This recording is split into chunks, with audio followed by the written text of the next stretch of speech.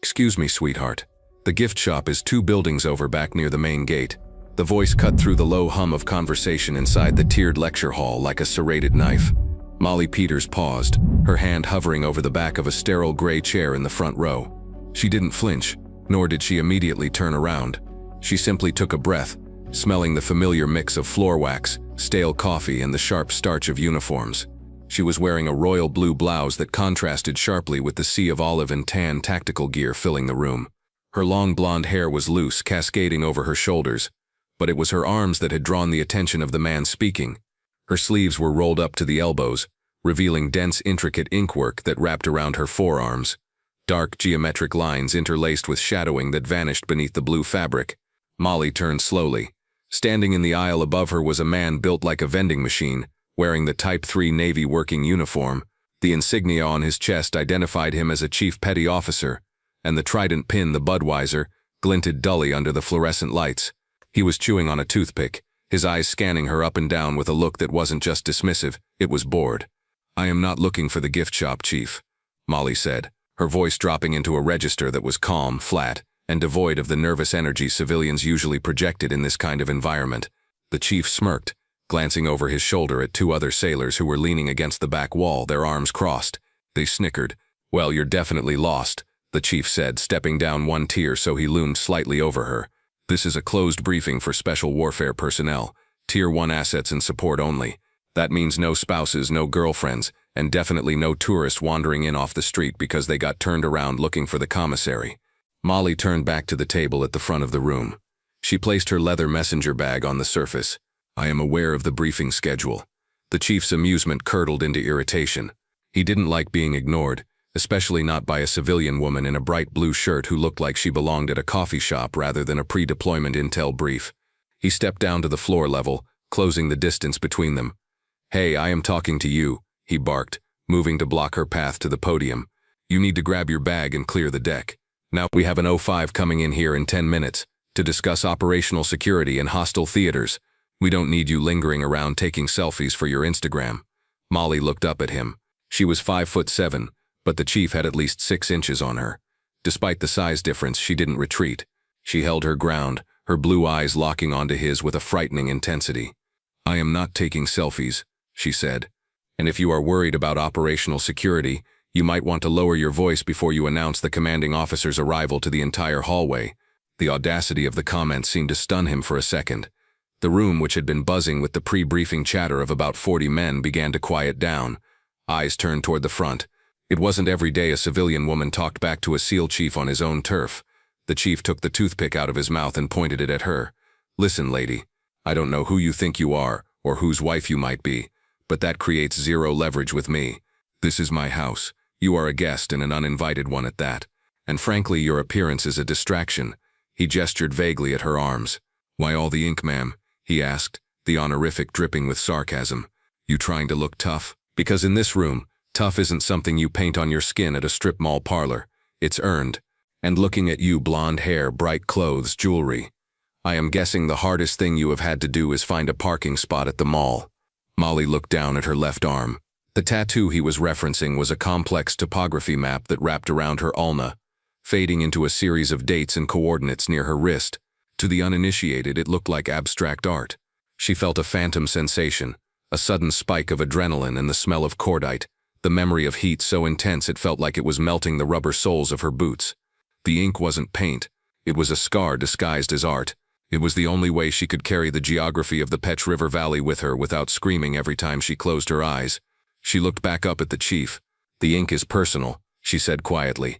"Yeah, well, it's unprofessional," the chief countered, crossing his arms. "And it screams, pay attention to me. We don't do that here.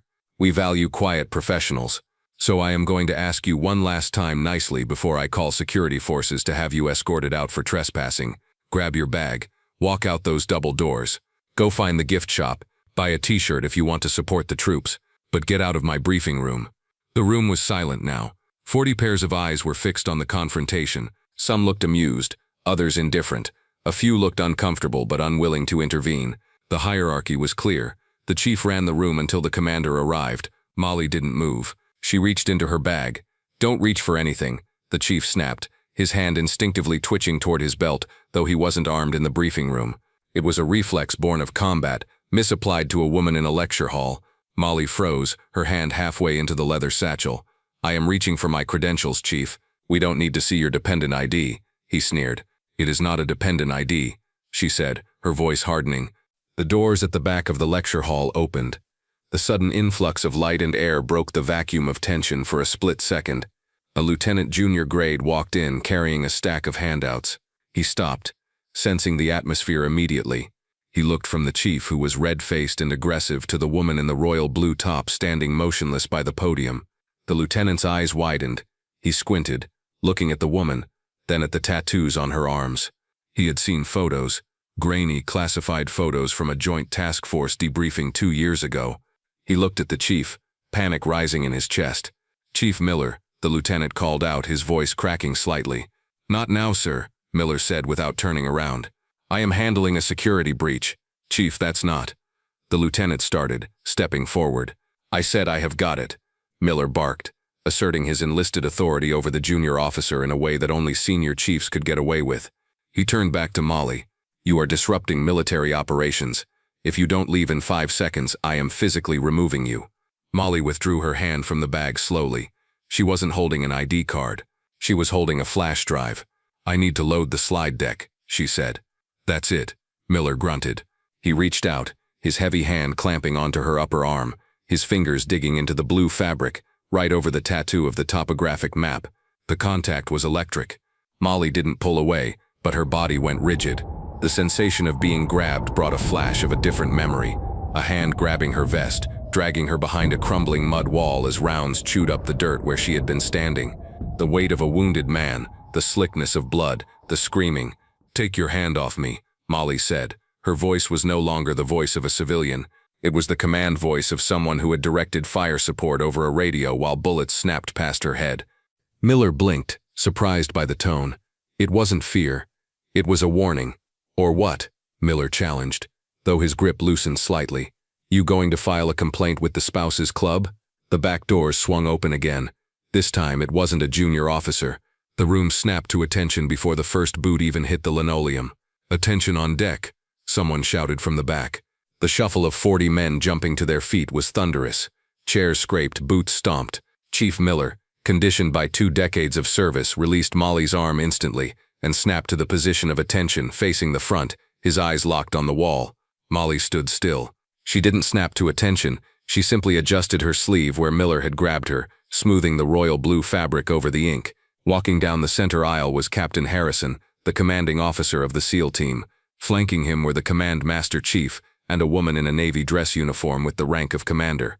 The entourage moved with a sense of purpose that sucked the oxygen out of the room. Captain Harrison didn't stop at the first row. He walked straight to the podium, his face grim. He looked at Chief Miller, who was standing rigid, sweating slightly. Then he looked at Molly. The silence stretched, agonizing and heavy. Captain Harrison stopped 3 feet from Molly. He looked at her, then he looked at the screen, which was still blank. "I apologize for the delay, Captain," Molly said, her voice conversational. "I was having some trouble accessing the equipment." Harrison turned his head slowly to look at Chief Miller. "Chief, why is the guest speaker's laptop not connected?" Miller's eyes widened, staring straight ahead.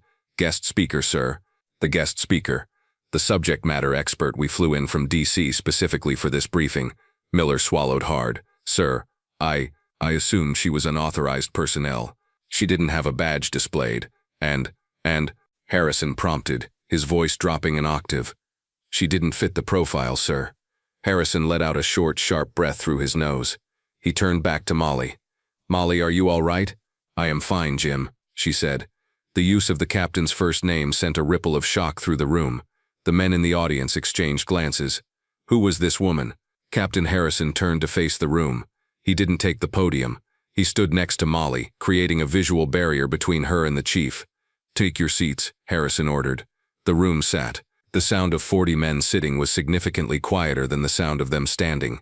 Captain Harrison gestured to the woman in blue. "For those of you who haven't read the briefing packet because you were too busy assuming you already knew everything, this is Miss Molly Peters." He paused, letting the name hang in the air. "Some of you might simply see a civilian," Harrison continued, his eyes drilling into Chief Miller. You might see a woman with blonde hair and tattoos and assume she is lost. That is your first mistake, and in our line of work, first mistakes are often last mistakes. Harrison walked over to the side of the podium and plugged in the HDMI cable that Miller had blocked Molly from reaching. The projector hummed to life. A title slide appeared on the massive screen behind them. Cultural Intelligence in Asymmetric Warfare in the Petch River Valley, a case study. Harrison looked at the audience. Miss Peters is not a spouse. She is not a tourist. For 5 years, she served as a lead cultural support team specialist attached to Special Operations Task Forces in Afghanistan. She has more time outside the wire than half the people in this room combined. He looked at Miller. And as for the ink that the chief here seemed so concerned about, Harrison nodded to Molly. Molly stepped forward. She didn't look triumphant. She looked tired but strong. She rolled her sleeves up further, past her elbows, revealing the full extent of the tattoos. She looked at Miller. You asked why all the ink, Chief. You said tough isn't painted on at a strip mall. You're right. She raised her left arm, tracing the jagged dark line of the topographic map she had looked at earlier. This isn't decoration, she told the room, her voice projecting to the back row without a microphone. This is the Korengul. This specific line is the ridge where Viper Company took fire for 6 hours. I was attached to the ODA team supporting them. She pointed to a small black star inked near the wrist. This represents Master Sergeant Davis.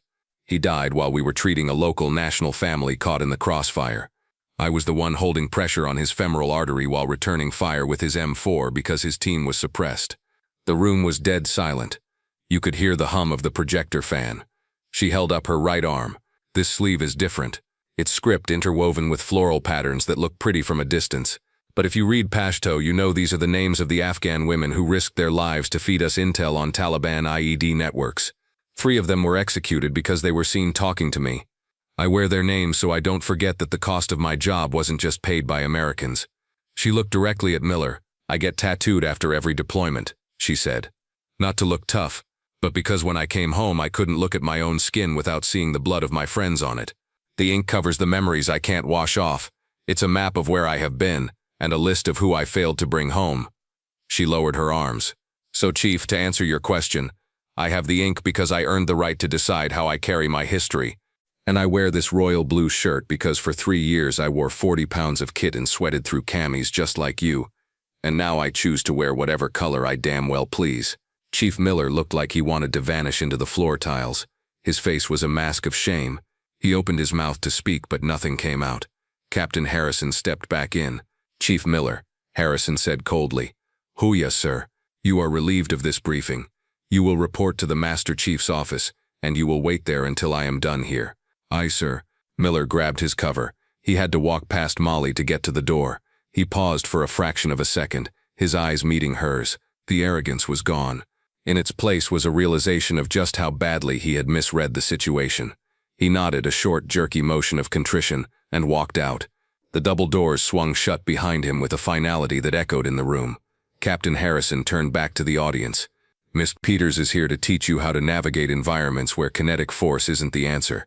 She is here to teach you how to see things you are trained to ignore. Apparently that lesson is already started. He gestured to the podium. The floor is yours, Molly. Molly moved to the center of the stage. She didn't hide behind the podium. She stood exposed, her blue shirt bright against the screen. Her tattooed arms relaxed at her sides. She looked at the faces of the young operators. They weren't sneering anymore. They were leaning forward. They were looking at the map on her arm, trying to read the terrain. They were looking at her not as a woman or a civilian, but as a repository of survival data. Open your notebooks, Molly said. The sound of Velcro ripping and pens clicking filled the room. We are going to talk about the difference between looking and seeing, she began. Chief Miller looked at me and saw a girl at the mall. He didn't see the calluses on my hands from fast roping. He didn't see the way I checked the exits when I walked in. He saw what he expected to see, not what was actually there. In the field, that kind of bias gets you killed. She clicked a button on the remote. The screen changed to a photo of a crowded market in Kandahar. Tell me what you see, she asked. A hand went up in the back. Molly smiled, a small genuine smile. Go ahead, she said. For the next hour she dissected their world. She spoke their language, acronyms, grid references, tactical movements, but she added a layer they lacked. She talked about the human terrain. She described how to read the body language of a village elder, how to spot the difference between fear and aggression in a local woman's eyes. Midway through the lecture, she paused on a slide showing a medevac helicopter lifting off in a cloud of dust. "This was Operation Hammer Down," she said. The room went still again. Everyone knew Hammer Down. It was a legendarily bad day in the valley. "I was on the ground for this," Molly said. She unconsciously rubbed her right forearm. "We were pinned in a wadi. We had 4 wounded. The birds couldn't land because of the RPG fire." The flashback hit her again, but this time she used it. She described the heat, the grit, the sound of the distinct snap hiss of rounds passing close. She described how she had to negotiate with a local shepherd to use his mules to move the wounded to a secondary LZ, all while under fire, using a dialect of Pashto that only she and the village elder spoke. "It wasn't my rifle that saved those men," she said softly. "It was my words. It was the fact that I had spent 3 months drinking tea with that shepherd's wife, treating her children for dysentery. That relationship bought us the mules. The mules got the wounded to the LZ. The LZ got them home." She looked at the young men. "You are all hammers," she said, "and you are very good at being hammers. But if you treat every problem like a nail, you will break everything you touch. Sometimes you need to be the water." When she finished, there was no applause initially, just a heavy, respectful silence.